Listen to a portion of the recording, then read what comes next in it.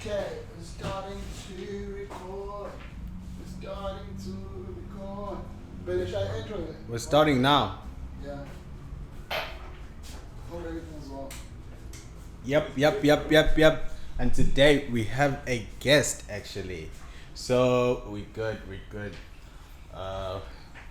It's not just us. So we have a lot of diversity. Boys. Ben, can you handle the podcast by yourself? Please, bro. So sit down with a few things. Let's go. Keep it rolling. Keep it rolling, Ben. The pressure. No pressure. Come. It's just us. It's just us. Just us. Okay, everything is good, guys. Ladies and gentlemen, boys and girls. We're back at the Boys Podcast. You sound a bit hollow. I sound hollow. Yeah. Shit. Guys, we had to figure this thing out with the mic and shit because we don't have 4 mics because at the store they didn't have 4 mics. Yeah. So we I couldn't stuck. So we didn't get the 4th mic, but we have to continue. We have to go on. So we will figure out the sound as we go. Hopefully it's not as bad. So yeah, people were saying that we don't have an intro. This is an intro. I am Loazi Waka Zoom. Let's go. Bro, is that? So we're just waiting for our guest. He's coming right now. Very cool guy. It's gonna be a nice podcast. Everything's gonna be nice. Betty's trying to kill everything. Yeah, it's all good. Yeah, let's try now. It's all good. Right. You're just waiting on this. Waiting on Nathan. Let's get it. Yeah, we're pretty good. Let's get it. Cool, people are saying like podcast shouldn't start like this. It's not loud enough. Yeah, no, it's loud enough. You don't have to come close. Oh, okay. Yeah, you can They're like, relax. podcast shouldn't start like this. You guys are not saying, bro, this is as real as it gets, bro. Like, we're presenting reality. this is the reality. This is what it's supposed to be. Yeah, not that. I was thinking it's an Okay. can't come here and it's all Staged. perfect. As if, Staged. Life is not staged. bro. Come on, man. Okay, Quit playing, bro. Yeah. Quit playing. I'm not playing with you niggas. Fuck being humble. That's pop shit. You niggas only Fuck balik being in humble. That's December. pop shit. That's pop I shit. ain't you regular ass niggas. My name My name ain't ain't Tabo Atemba. My name ain't Tabo Atemba. My name ain't Tabo Atemba. My name ain't Tabo Atemba. Okay. Yeah, it sounds really good. Guys, you should get headsets. These headsets were quite expensive. I know you didn't ask, but there's something around about 1,900 and they're fucking worth it. Proper. Fucking worth it. We could sell them, get a bottle of alcohol, But look, but that would be stupid. don't do that. You can't listen to alcohol now, can you? Exactly. Nope. That would be very stupid to do, you know. Yeah, you cannot listen to alcohol. I hope it sounds as good as it sounds. Oh, our neighbor is coming through. So right now we're in Cape Town. It's 2020. 10 years from now, time is 5:40 something. 5:50. Oh. 10 years from now, this video is going to be very, very significant. I'm probably going to be watching it in the mansion like shit. Remember the time that we were in Cape Town? And we did that podcast. Shit, with Nathan. Bro, Shit. hey, you remember Nathan? Wow. It's actually our Where first is guest. that guy? Shit. It's actually our very first guest. Yeah. It's actually our first guest. It's actually Very our first exciting, guest. very It's actually supposed to be our first guest because I was in Dylan's like, I'm a kid on guys. We cannot not have this podcast, Yeah. honestly. And I'm kidding. another guy in jail. Like, look, Bet I'd have to Yeah. die. I'd have to die. it. Can I just check how it looks? Cool. Some size bed and stuff like that. So, 20? what size bed have? Can't be. let me That check. sounds good, bro. Yeah, it Sound good. That sounds very good. But yeah, he's gonna be our first guest, ladies and gentlemen, boys and girls, and it's gonna be nice. have like their own headphones, And then, like in other podcasts or whatever. Like everyone. Yeah. sometimes. Sometimes. Yeah, sometimes. So you Some can people hear do. yourself. But it's, Okay. yeah. But like, yeah, that is nice also probably. At some point you're gonna surely get bigger. I think this thing could be big and you get like a studio. Vibe. A studio. Come through, bro. Come through. Come through. You can just come through. There's your seat, bro. Come through this side. Cool. Shut. You wanna hear yourself? Sure. Let's see the length of this. Awesome. It's cool. Yeah, cool, man. Yeah. We got some wine, want some wine or vodka. Wine. You wanna hear how you sound? Oh, you can hear actually. Yeah. Hello? This is awesome. Now this is cool. Wow. Cool. It's alright. What about this one from inside? So you do want the It's fine, yeah. Yeah, it's on. No, don't worry. It's fine. Sorry, Chill. man. It's supposed to be that thing. It's supposed to be that It's thing. easy. It's easy. Yeah. So we have water. We have wine. Wow, this is We have amazing, vodka. guys. Right. I love the setup, guys. It's amazing. Yeah, If I thank knew you. I was shaving and taking cut my hair. That's so good. So Oh, no, good. it's So cool. good. Yeah. It's Wow. that. We've been waiting to have this. You're Yeah. actually our first guest. Wow. Thanks, man. I feel honored, guys. So it's pretty awesome. So this whole thing is basically just having conversations and just basically picking each other's brains and just getting to see what world you're living in your own head and just Yeah. conversations in general. So feel free. Awesome. It's chill. So yeah, there's Yeah. no topic like I told you that Yeah. we don't have a topic, we don't Yeah. have anything. It's just like We're just having a conversation. Wow. Yeah. That's awesome. A conversation about anything, Yeah. basically. Okay. It's interesting. You know, if I put a topic on the table, you like it for mine. yeah. An interesting topic would actually be the Nelson Mandela Day, which is actually today. Oh, Today. it's Yeah. today. Yeah, everybody yeah. likes that. Yeah. I don't think it's people are not aware of such anymore. Yeah. Yeah, people are not I aware. didn't of such. even know. Yeah. You didn't know. I I saw a few people posting about it, but Yeah. not too many people. Yeah. How So- do you feel about it? Well, look, I think we should, he's definitely left his mark in this world. And I mean, the fact that there's a Nelson Mandela Day and it's not only in South Africa, it's worldwide. Yeah. Oh, It's is just- it? Yeah, it's a worldwide thing. Oh, shit. So the mere fact that it's a worldwide just shows the amount of the big mark he's left Yeah. behind, And the impact it's had. Yeah. But okay, do you think that it's the light that's shined on him so much? Yeah. Is it like bias in a way? Because I think there's a lot of people that he was with when he was fighting for this Yeah. whole thing, but he's Yeah. the main one that shines. Like, do you Yeah. think that is done like on purpose, or he just deserves No, it it's because not. he did something out of this world? Because I don't really know the history of everything that way, Yeah. but like it's really amazing how he's the only guy that gets to go worldwide. Yeah. I think it's got a lot to do with the amount of sacrifice that he put into it. Because if you look at it in terms of the sacrifice for the struggle, I mean, the struggle was there. There's thousands of people that lost their lives and everything.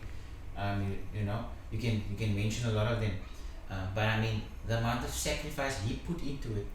Even in his Ravona speech, he said he's willing to die for it, Yeah. Oh, okay. and he was in prison for 27 years. I mean, that is something that not a lot of people can still remain sane on. Yeah. You know what I'm saying? Mm. So his ability to stick in there during that time, it's I think that's what the reason why a lot of people admire him. Like I admire him also the fact that he managed to stay sane, and he achieved what he set out to in that speech of the Ravona trial. Yeah. About the free for all and everything. He achieved those goals years after incarceration and all that, so it's amazing. Mm. But for you, like, how do you remember how life was before 94 that Yeah, you. I remember it. I'm giving my age away. Yeah. We weren't doing it. Back in the 80s, in the late 80s. So for me, I was still in primary school when the first thoughts I can remember is the Caspers riding up and down, and we thought it was fun. We were actually enjoying it because we didn't know. The Caspers is those huge yellow trucks. With guns on the top. So we actually thought it was fun because we were throwing stones at the police and it was fun. Really? They would shoot at us with bullets and chase us and throw tear gas and we would run and it was fun for us. Where were you? Were you here in know Cape Town? Yeah? Were you here in Cape Town? Cape Town, yeah. We didn't know the significance of it. And you're a Until Cape kid. Town. Yeah. And you're a kid at that time. Yeah, it was fun for us. Yo, Really? That's really But then, did you have an idea of what was going on actually, Nah, you or see- what you were trying to do? Yeah, you know, eventually as you grow older, you get more educated on this whole situation. yeah. But me growing up in the township, at the time, I was in Mitchell's Plain. I stayed in Mitchell's Plain, and I was at school in the Vanguard State, the Heidelveld side, and that's where the Caspers was chasing us, you know, and so the kids were very ignorant. They didn't actually know what was going on, and I was going along with the kids. Yeah. Eventually, afterwards, I had to ask them, but guys, why are we throwing on the first? Yeah. This is fun, but why? I don't mind doing it, but why are we doing it? That's very interesting. So you just rode the wave Yeah. at that time. So there must be a lot of people. People really don't know this. Everyone thinks that everyone who was out there protesting and throwing stones was probably knew what was going on. But then now we discover that there are a lot of people that are doing things, but then they don't know what's going on. They're just doing it because someone else is doing it, or it's something to do at the time. So yeah, it's really interesting. It's like the masses can be led so easily in a direction without even knowing what's going on. They will just go with the flow. Yeah. You know? And then there's like the minute few that will actually question us, but why am I doing this now again, you know? And then eventually the consciousness hits in and Yeah. And that's just like now with the whole COVID thing, you know, I feel like when majority of the city is wearing masks, you're bound to wear a mask more than like, why am I actually wearing a mask? Like, why? You know, it's fine to do it, but like, you must know the reason behind it. Yeah. So I think that's still happening until this day where people just follow whatever's being done. People hardly question. Okay, fine. I know you do wear a mask. I see you wearing a mask. And do you know why you're wearing it? Besides the reason that's given to us, that you might contract the virus. But like, have you looked into how the mask actually protects you, or? Yeah, from my point of view, I know definitely it protects you. Yeah. It does protect you, but at the same time, it also harms you at the same time, whereas you don't get in the amount of oxygen that you would normally get without the without the mask. So that could affect you in the long term. But luckily, this is a short term thing, because I mean, if you take this the flu of 1917, what do you call that flu now? What was that? Wasn't it Spanish flu? Spanish flu. Yeah, it's the Spanish flu. So if you take that for example, it was a short-term thing. It was like it happened over a space of like 2 years, and then suddenly boom, it was gone. Yeah. So the same thing is gonna happen with coronavirus. So luckily, it's a short-term thing. You think so? Yeah, I think. Look, But the Spanish flu killed quite a lot of people. Yeah. A lot of people. Yeah. And things will never be the same again. Like the amount of people that are allowed to go into a store at the same time, just the way we do things, like a lot has changed. Even the shifts that the staff has, you know. Yeah. Yeah. They actually had an altercation that at Pick and Pay with the. So what happened was at Pick and Pay here in Simiki. Yeah. So what happened is, so we got inside the store. We were at Woolworths. Yeah, we bought some stuff at Woolworths, and then You need something And from clicks. No, I just wanted to tell. Yeah. So like, oh yeah, we went to Clicks actually. We went to Clicks and then we bought some things and we bought what was it? Mitch. Some toiletries. Yeah, some small toiletries stuff. and then but it was small stuff, so I put it in Yeah. my pocket. So when you go inside Pick and Pay, the guys are just like, oh, so we shop, we at the till and then we pay. So while we paying, the teller leaves and goes to the security and then they come back. So we pay and it's like, okay, shop. Then we leave the store. As we're walking out towards the car, security comes to us and then it's like, They charging the us. the manager's calling Can you you. imagine? So it's just like, oh, okay. So we turn to the store, we get back to the store, and the thing is, they don't tell us what's happening. So it's like, we must actually go inside the office. You know how they have those small offices? Yeah.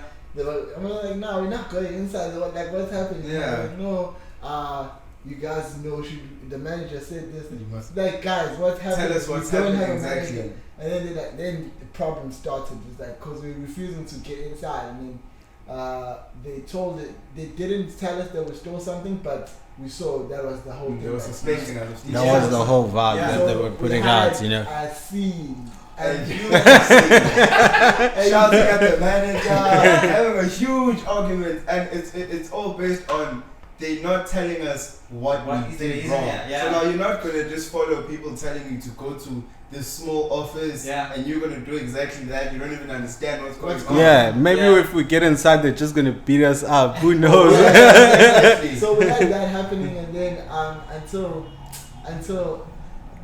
it turned out that okay, so after a while we shitted on the manager, shitted on the staff, and then it turned out that also we left the store. So then when we came back, then now we start to talk to them. So they sent us an email to come through For for a a meeting. meeting, whatever. Yeah. And then we get there and then we have a decent conversation. Yeah. With them. Then they actually tell us like what's happening inside the store. Yeah. So then we find out like for them it has the whole COVID thing has impacted them in so much in the sense that as they're humans, so they are overworking the workers. Type of thing. They're working from 6 to 7 Yeah. for a whole week, and then they get a week off. Yeah. Basically. So now it's like as they've been working, what happened 2 days before we came, Yeah. like they had some problems with fraud or whatever, so they're very cautious. Oh, so now, I see. It's kept yeah, about so it. now Yeah. they thought that It was we you also, guys. yeah, no, not even us, but like we're also doing the similar thing. Yeah. So now it was a mess. So now it's like COVID has done that to humans. Yeah. You see, because they're telling us that this is carried over, so it's stress and what is it? Anger carried over on a couple of days, and then that's why things happen the way Yeah. it is. It's like this COVID thing is really a problem because Yeah. it's not really impacting only the flu part of it, but everything else is just like. But look at it like this also now. No? Mm-hmm. Now there's another aspect that comes into play. You know? So they were suspecting you guys. Yeah. Yeah. Like, what if you guys were actually white? Would they still suspect? That was you?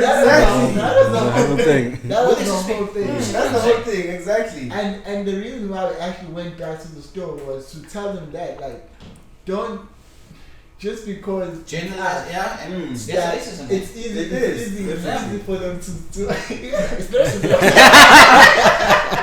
It's easy to suspect us. Yeah. We didn't do anything. Like Yeah. we didn't do anything.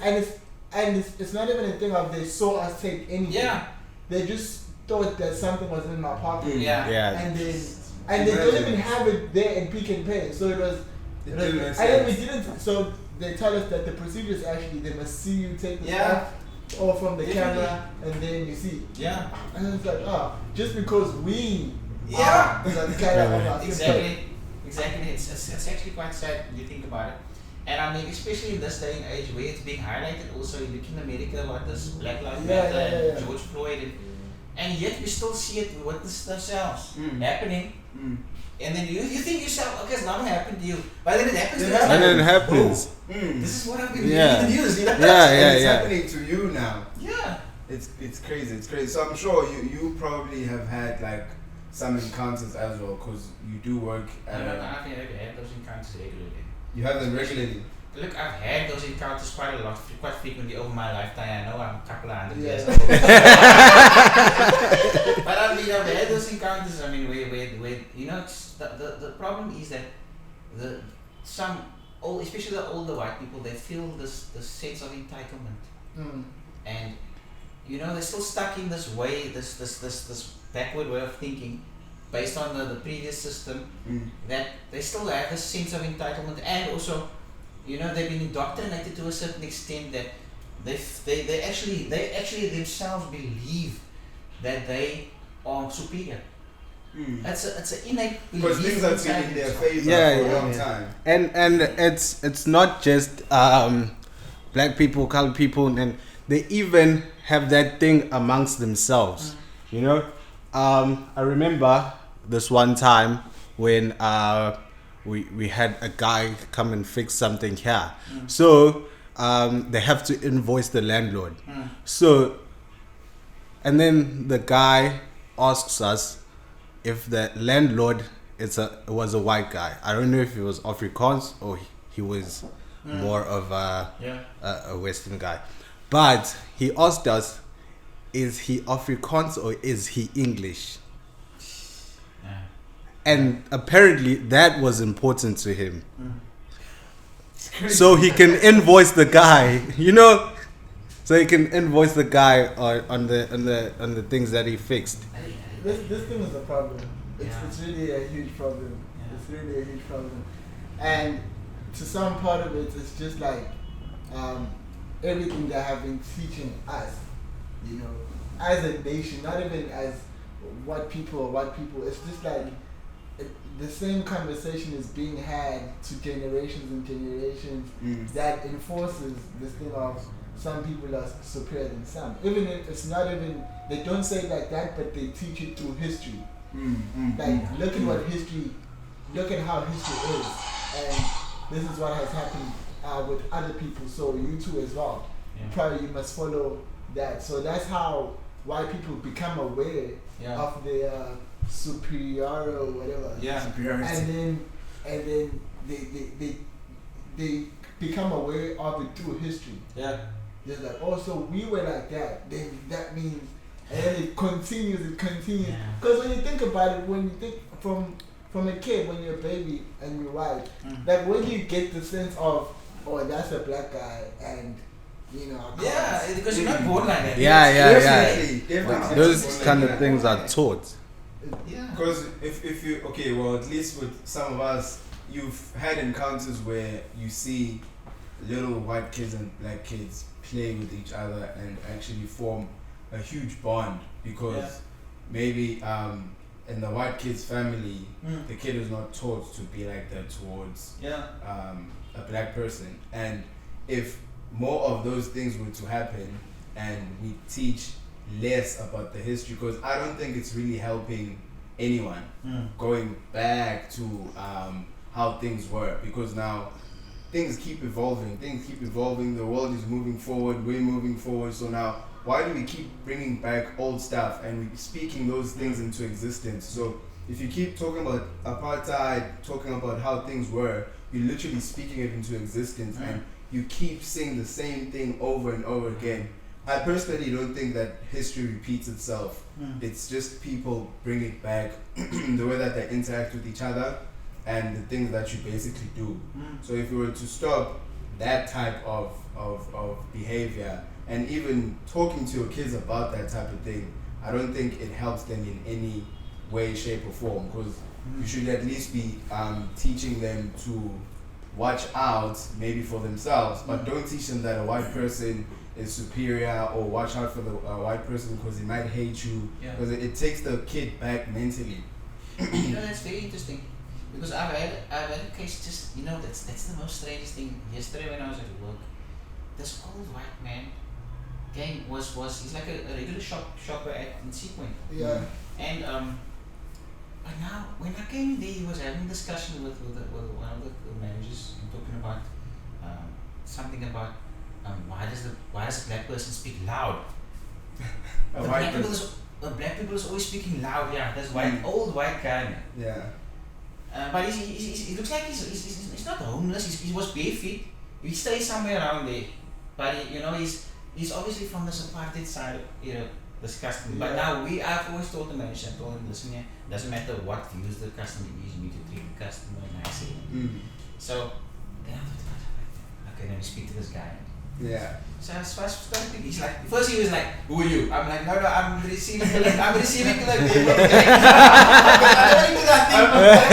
I'm a real mention. I was going to speak with me differently, so I was trying to keep myself low. The conversation can go well. Yeah, so we spoke, and so that said he can speak openly. And then he was telling me about this, the black people is always so loud. So I said, you know what? Can I tell you the reason why the black people? I'll tell you actually. I told him fair enough, the black people do speak loud, especially in Cape Town in all the areas. Yeah. The reason why is because in the apartheid era, blacks were not allowed to speak soft. Because the white person would say, hey, speak up, I want to hear you. So they had to speak loud with everything that they say. Yeah. They had to speak loud because that was part of the apartheid regime where they so that's the history behind it. And then he was like speaking. So I was asking, but now, can I ask you something now? Do you feel like the different races are superior to each other? She's like, no, they are different in some way. I'm like, how different? So it was that discussion. Yeah. And then I was like just feeling but at the same time I could see this guy was now obviously not in that. But I can't argue because it's a customer. You know what I'm saying? It's an old white customer. And then we spoke about but in the apartheid time, everybody was much more well off because of the economy and so on.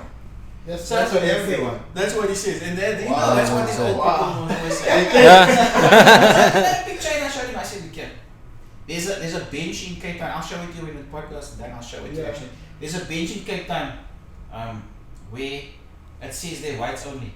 We've seen that. I think we've seen that. Yeah. There's whites only and blacks only. Yeah. So the bench is saying whites only, and in front of the old Union building there, I think, and then. And I got my daughter standing looking at the picture, looking at the words whites only. You see this picture here? Now, if this was in the 1980s or in the 1970s, my daughter would not be allowed to stand by that bench. So please tell me, how would we have been? Who was benefiting here? So he's like, okay, I understood what you're saying, but then he started saying about from an economical point. In case like you can't really win. But even that, because like what happens is that the social, the economical, the everything is integrated. So you win because of the social. The economical side of your life is going well because of the social.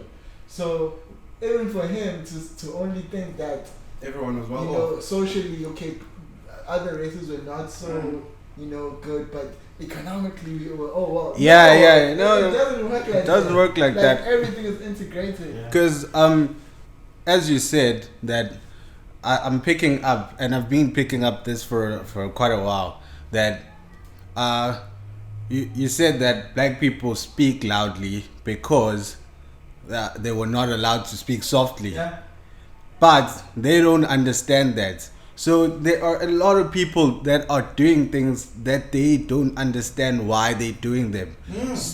They don't understand why they're doing them themselves. So I think the big problem that we have as humanity is we don't know how to unlearn stuff and do stuff that makes sense to you. Definitely.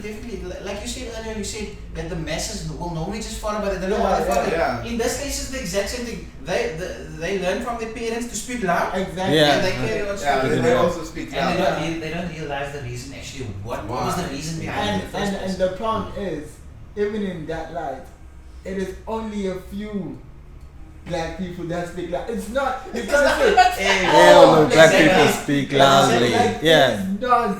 It's not. You can't say white people are like this. People are like this. Because it's not like that.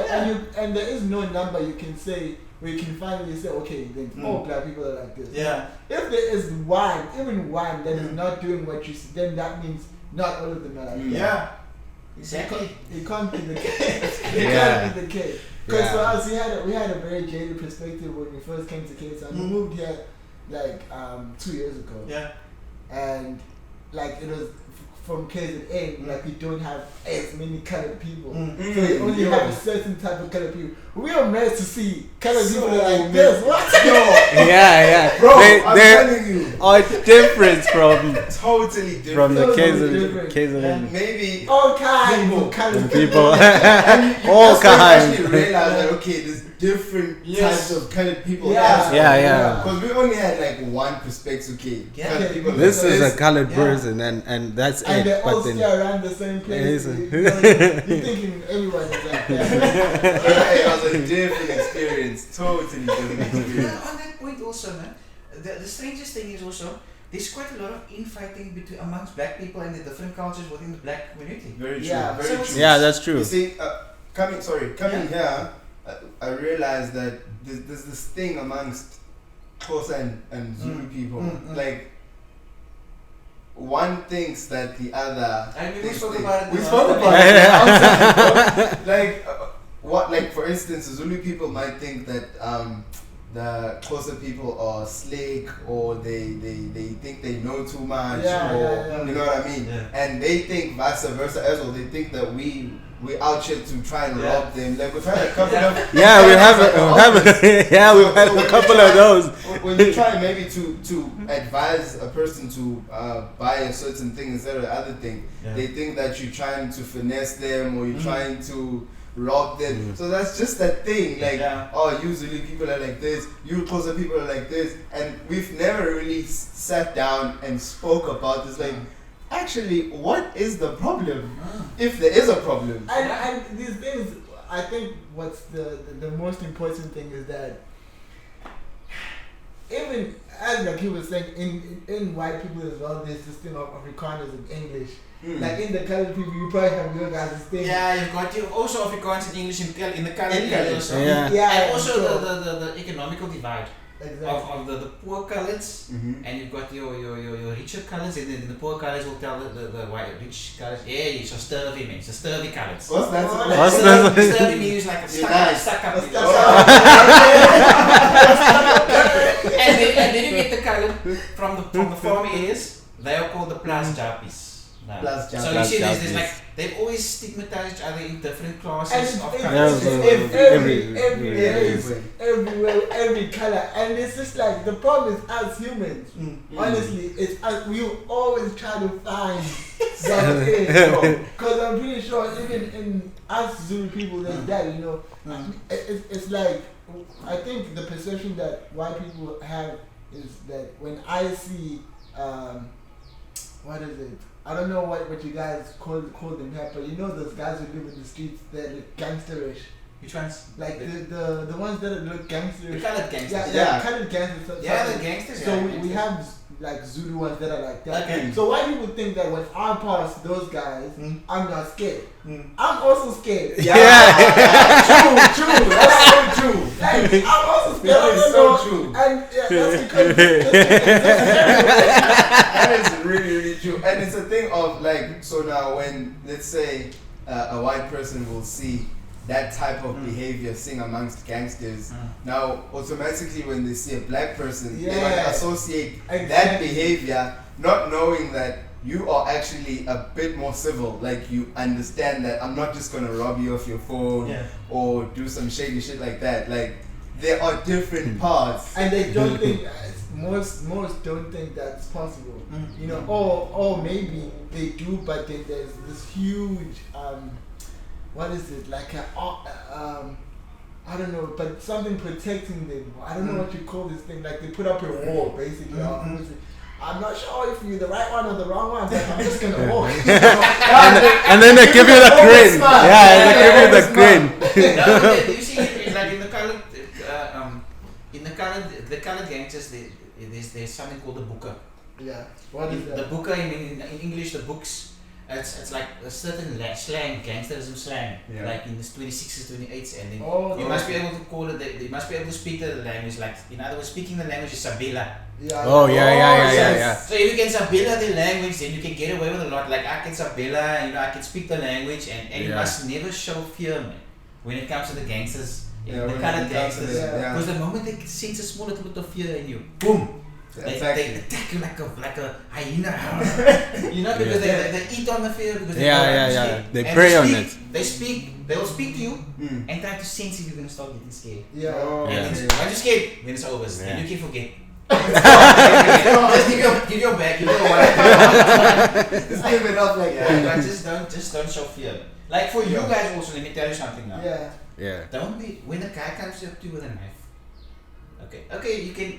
Then it depends on if you can fight or something. But I mean, okay, maybe it's just me because I grew up in the town in Especially you know, Mitchell's We're playing. playing. Mitchell's yo. Hey. Yeah. Before you continue, I was working as a taxifier last year. I was driving, and so when we were at the airport, there's a time when all the cars are at the airport, everyone in the thing, and it's just like when you get the bell ringing, what is it? The request. When When you get the request. It's just like Mitchell's playing. No. No, but that's No one why- wants to why- go there. And no one, and at that time, like people were dying like every day. And Yeah. Because they know they can sense if you're not from there, then they're gonna rob you. Yeah. You just speak a one word. If you're walking with this plane, they will speak to you like, oh, just to hear what's your accent. Yeah. Either you're Yeah. not from this plane, then you cannot forget. Because then they're gonna rob you. Yeah. So yeah, you So grew up from Mitchell's Brain? Yeah, so Yeah. they're saying about the knife, if they come with the knife, yeah. You must be able to, you must always just stand your man and show that you're not scared. You must show that you know. You can maybe push afterwards and say, oh shit. At that moment, don't show that you're scared. Yeah. Because then they're gonna capitalize on you. Have you had like any encounters of a lot? Regularly. Yeah, I can show you a few scars. No, Michelin, when you come out of Michelin, I mean, especially where I grew up in town and stuff, you might just be happy to be alive. Yeah, I'm sure. Yeah. Be alive. So, yeah, it's interesting actually. Cause I was watching this documentary. Apparently, before, if you were a boy and you're growing up, they recruit you to come and join a gang or Yeah, something. like I moved out when I was about 18. I moved out to Michelin. 18. So yeah, and that was like 20 years ago. I don't remember. But I mean, from then up until now, there's a big difference because the gangsters nowadays are so more into drugs. So they just basically drugged out. They drugged themselves out. Yeah. Yeah. So they're not as violent as violent as back As then. before. Back then they were just trigger happy and shoot, stab Shoot shooting. anything. But Yo. nowadays the gangsters are so heavy on drugs. They will rob you for the drugs. But I mean, I don't know. It's just different. It's different now. It's not so different. violent. So it's not as bad now. Well, where I come from, it's not so bad. It's not so bad. So basically, back then you're saying that they would kill you just to kill, but now they'll probably kill you for money or something like No, that to get done. back then the gangsterism, the philosophy of the gangsters was strong because you had your 28s, your 26s. Yeah. And there was a big gang member called Glenn Khan at the time. And the twin brothers, I don't know if you heard this worldwide in the news, Stucky brothers. No. I don't know then. But I mean, they were also still alive back then, and they were fighting for territory. So it was a territorial thing. So they were shooting each other dead all the time, and the innocent people were getting caught in the crossfire, and they would recruit youngsters, and just to grow To grow the gang. So, and you know what? If you look at the history of the gangsterism in the Cape Flats. If you take it from District 6, for example, that's what in District 6 everybody was blacks, whites, colors, Yeah. Greeks, Portuguese, German. There was a whole mixture of everybody in District 6. Yeah. And that's basically where the color basically spawned into the majority at East 9 Cape Town because of District 6. Because at the end of the day, I'm a mixture of German, Italian, Burki, plus Japi, I'm a big shot and everything. Yeah. Because there was a whole melting pot there and we were born out of love of different cultures. Yeah. You know? And when they were evicted out of District 6 into like areas of Hanover Park and all those areas, then it's the anger inside. And the fact that they were taken out of the houses, they were, you know, there was emptiness, and then they got together, and they, you know, the gangsters formed together, and they were violent because of anger inside. So acting out of that anger. Yes, and then they had each other, and they showed love to each other, and they would kill, but they would be together. Yeah. And you know, it was They want that sense of belonging. Yeah, the gangs. Yeah, it makes a lot of sense. Because you don't understand, how can a baby grow up to be a gangster? Like this person was It doesn't a baby make sense, at some point, you know? and now they're just this beast that is just like. It's the situation that the system. It's the way it was. The whole system of apartheid kind of contributed to it. Yeah. If you look at it from the history of everything, because if you look at certain countries like Australia and Singapore and those areas, if you look at the historical background of those areas, you will see that there hasn't been any suppression to the extent that will cause so much anger. That makes sense. That is very true. That makes sense. That's very true. Like if you take, for example, in the States, the black townships, there's a lot of anger and hate there because those are African slaves. And they come from Africa, that is taken there. You know, there's anger inside there. That's very true. And try, that's something that we have to deal with as a whole, like first, and then we can then begin to address. Yes. You know, because you really don't understand how we all like see color. You know, even though it's like, okay, I'm gonna be nice to you because you are colored, or I can see you colored, but don't worry, I won't treat you in a different way. Like it shouldn't be like that. Shouldn't be like that. Yeah, you shouldn't even see that. Conversation. So cool. Now it's just like you have to make sure, like white people have to try and not be offensive to black people. Like how? That's putting the effort. That's And also with us as well, we should also put in the effort and try and meet each other halfway in a way. So you can't just do anything like. But it's hectic. You know, that's why it brings me back to like Nelson Mandela, like just that's what was part of the topic. Like with Nelson Mandela, that's the good attributes that kind of shone through. He took out the time to learn all 11 languages within the country. To show them like, listen, we need to learn each other's cultures. You know, we need to accept each other's cultures. So he did that by learning everybody's language. So when he was in 1993, 94, when he was busy going on his electoral campaigns, everywhere he go, he could speak the language. You know? So he communicated well with everyone. And that's why everybody loves him, because he could speak the language to them, and you know, he put out that effort to actually learn the other cultures, and that to the extent also helped a lot with this country, you know. I mean, people so I think what happens with that, like no one knows what Nelson Mandela had in his head. Like even though he'll always try to like show you and tell you like this is what, but like you never really know what his vision is. And then he probably died with his vision. He died with his vision, because maybe he was the person who's actually willing to, you know, like do that, like really integrate everyone. But people were understanding it from a point of, okay, black people must be nice to white people. White people must be, you know, that's only people were just getting it from that point. It's just that, for example, like with the Apple products, like the iPhone or whatever. If Steve Jobs dies, and what he was trying to create, no one can ever understand what he was trying to do with his product. So the whole thing of them being successful has died now, because the one who really created the product is dead. So it's the same thing with Mandela, probably. Yeah, look, I mean, because even now, if he fought for everything like that, like, you're not supposed to be in this situation now. Yeah, exactly. Because now it's like Zuma came about. It's a problem. Because now I feel like whatever he was fighting for hasn't really played out well. You know, like we're free and all, but like, are we really free? No, I think it's the problem is when you taught history in school, they make sure you learn and you know that stuff. That's how they test you on it.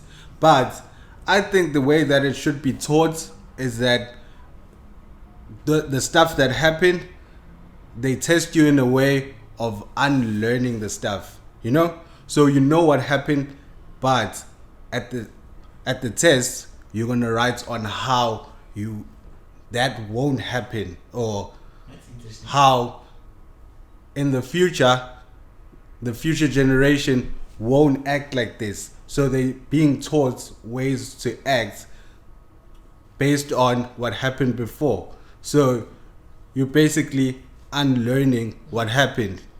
But they teach you to learn that stuff and know it, and then do what you want to do with it. No, I get you. And I think the best way to go about such is, because when you look at the things you learn in history, there's minimal that is positive. Like there's a lot of things that happened in history that's positive, but now they'll choose to focus on the wars. They'll choose to focus on how the industrialization affected this. But like there's a lot of positive things that happened, and if you just shine light on the positive things, even the way that the upcoming generation looks at things is going to be in a positive way. Yeah. You know what I mean? Because if you learn history and you just understand that white people were abusing black people, it leaves you with no choice besides being a bit biased until you become angry. Yeah, you Yeah. get angry because they keep telling you like, all these things, all these bad things that they did, and subconsciously you registering this thing, and automatically when you see a white person, it all comes back because that's how your mind works. So if it was positive things, when you see a white person, you're gonna think, oh, okay, positive stuff. So it really boils down to what aspect of the history you choose to shine your light on. And I think that's how we can. But do you think that they're doing this on purpose? Like propaganda, media. They're teaching these things to people on purpose. They want us to be separated. They want us to be divided. Well, I think it's because if you look at it, I think it's got a lot to do with the fact that we can't expect as much as we would want things to happen quickly.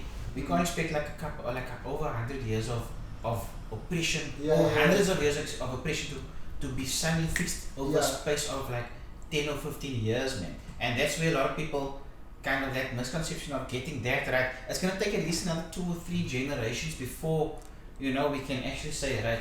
Because at the end of the day, there's like my parents, which is not alive anymore, but I mean family of mine and my grandparents or some people, a lot of people's parents and grandparents still feels that so the energy is still there. The oppressed energy is still floating around. It still has to simmer down. That's true. You know? It has to simmer down. I think it's only gonna simmer down once there's people that has passed that phase that hasn't experienced it anymore. Like if you take for example the Holocaust also, the Jewish people, I'm just using an example, or even World War II, and the people, the World War II is not being felt so much anymore because the people that was in World War II is dead. They were physically there and they were physically you see. So Germany is in a much better state now after a couple of generations later. You know what I'm saying? That makes sense. But 1994 was just around the corner. There's a lot of people that still feels the real pain that was there. Makes sense. So that energy is still floating around. You know? And there's people that are still alive that were actually there. So those people really have an influence on what they say and what they teach people. And I mean, at the end of the day, we can, as much as we in our subconscious mind, we can actually read a lot of situations based on the energy that people are giving off, whether we realize it or not, in the form of body language and so on. That's true. So there's a lot of people walking around there with a lot of anger felt from the real things that happened to them. Back then. You know? So that anger, that energy, that negative energy is still floating around. Once all the people that experience it is gone and the next generation is there, then that makes a lot of sense. That makes a lot of sense. It gives me hope. It does. It does, because when you look at the 2000s, they're different. They don't care about all of that stuff. They really. Who hurt not who. concerned. They're Like just living they're their just living free their life. Like my daughter, I don't know if you've seen my daughter, when she plays with the The friends. little Oh, one. the little one. She plays with the friends at the bottom. Yeah, They- yeah, they yeah. are that white, black, doesn't matter, but you know. Yeah, she doesn't care. Yeah, Yeah. And it's our, I think us as parents, it's our responsibility is to make sure that she continues not to look at it based on the color Yeah, of the that's skin. true. But at the same time, also to be aware of the past, man. But not at this critical stage of her life, man. Because remember, Because that channels her. yes, If it she's channels her awake, energy. Yeah. Yeah. So her emotions and everything is busy developing. Yeah, Now that's once she true. reaches a stage of Hailey, of Shante, for example, Yeah. then we can start telling them, okay, this is actually what happened. You know? Yeah. Yeah. Because they're already emotionally stable. Yeah. That's true. That makes a lot of sense. That makes So a lot of sense. I want to get like, so you teaching or telling her about what happened, is it based on you wanting her not to lose that understanding of her roots, or is it just based on you wanting her to be aware of how things are in society? Like, do you necessarily see the reason or the need to let her know what happened? Yeah, look, I strongly believe that people need to know the truth out there, whether it hurts or whether it doesn't hurt. You can only build onto that. You can build onto that something based on the real actual facts of what happened. There's no point in going, from my point of view, my whole argument behind everything that I do is that I always try to make sure that I try to understand everything that happened, so that you don't just go into it not knowing what is happening. Yeah. So they can, because that could be the way that she might come up with an amazing idea for business. Okay. Or something. Yeah. From any point of view, it could spark maybe she because at the end of the day, we are here based on the history of our parents and our parents' parents and our parents' parents. And that is the truth. Okay. It doesn't matter how we look at it. Yeah. We can't run from What it. happened? What happened, and we can't run from it. And also to let them learn from, we learn from it.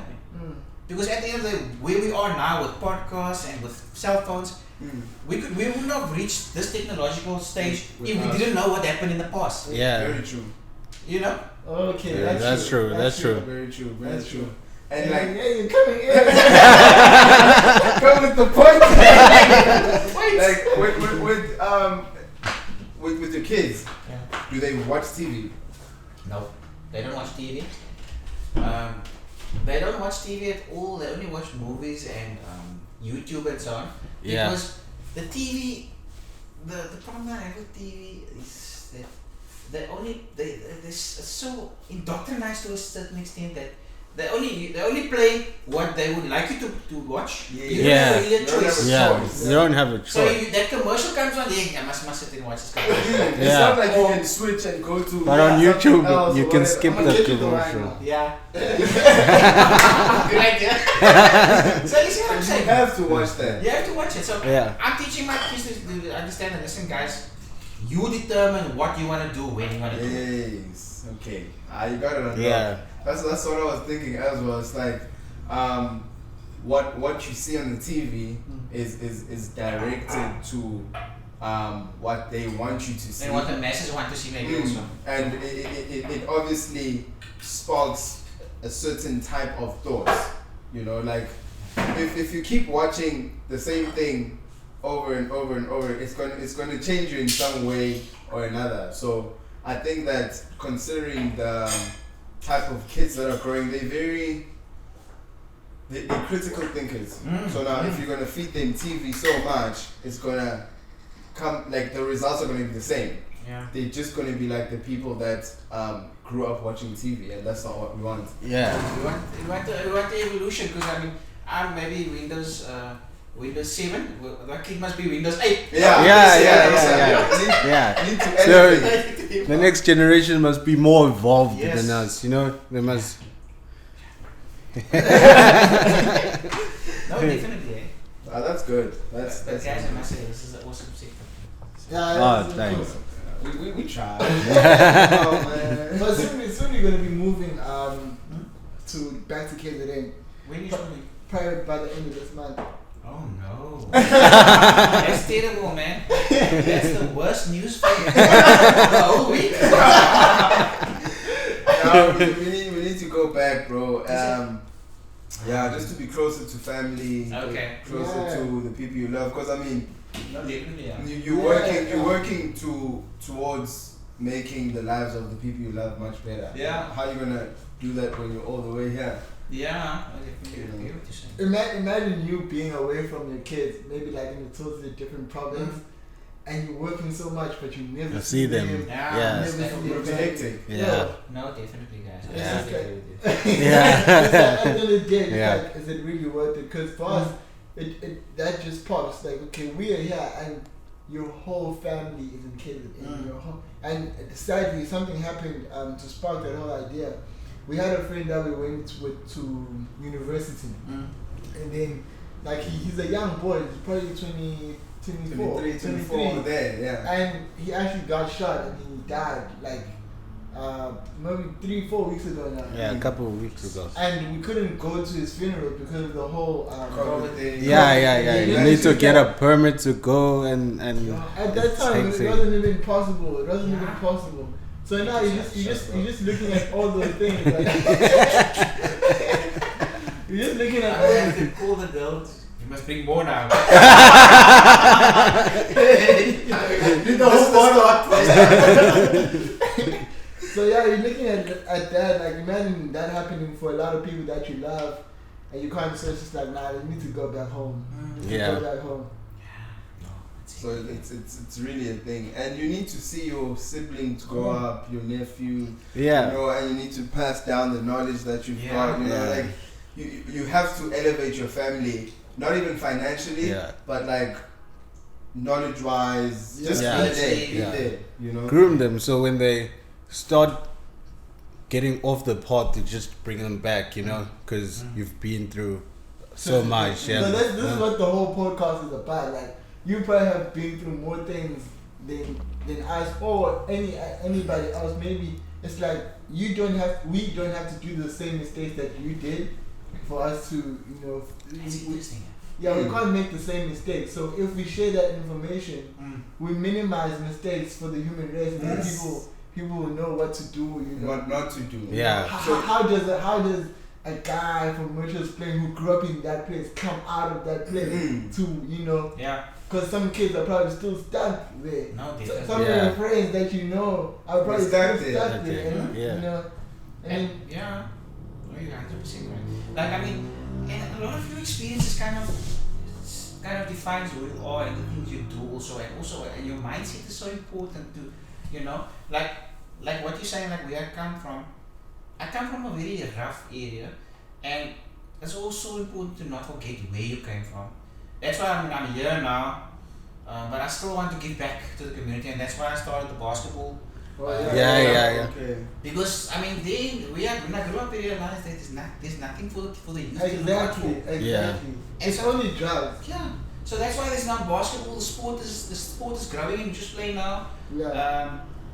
Even now, just before I commented on Facebook about this group of kids that was playing, and I said in 2 weeks time I'm gonna come and bring a couple of balls, some new balls, and they can play football. So now they're gonna work towards that. They're gonna So that's something to look forward give to. back to the community. You know, don't just leave it. That's it. You make it out and you just forget. But at the same time, don't just stay there. Also, True. come out there so you can give somebody else a chance there again. And you know, and ultimately, you know, you can make Mitchell's Plain a place where people can actually stay. Because you know, the first thing about it is that people don't have anything to do these days besides drugs. Yeah. Especially when you're unemployed, you're fresh out of high school, you didn't make it to university, or now you've been to university, you can't get a job. And the only thing that is left for you is to stay on your phone and to do drugs. Basically. Yeah. That's very true. Our government doesn't have a structure for kids to play sports, you know, to recreational stuff, supports like those type of things. It's just like you guys should figure. And those things really keep you busy. They keep you motivated. They help things to. So it's like if we can have more of those, more sports for the kids, more. So true. We probably make a good community. Look at what you did here, like just outside with the basketball. Yeah, with the basketball. Considering this, the 3 months of lockdown, the kids were playing every day there. Imagine what they could have been doing. Smoking without. Yeah. So it's the little things that actually bring a huge change. It's like a community now. Just because you put up a basketball hoop. But you notice now, it's on the grass now, there's nobody there. Yeah. So now where are those kids now? They're probably busy smoking a cigarette around the And that's a problem. And I think if you can